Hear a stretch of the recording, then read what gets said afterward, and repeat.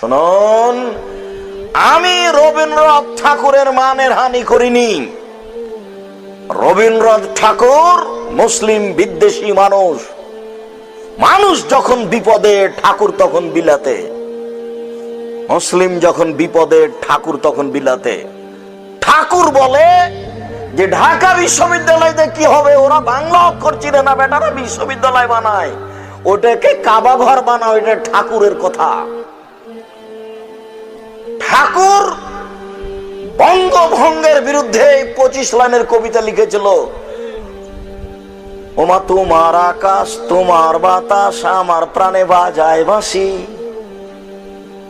ওমা তোমার আকাশ তোমার বাতাস, যতবার ঠাকুর বলছে তোমার আকাশ তোমার বাতাস, ততবার ঠাকুর তার মা কালী মাকে বলছে ওমা তোমার আকাশ তোমার বাতাস। তাই আব্দুর রাজ্জাক বিন ইউসুফ বলেছেন তোর বাপের আকাশ।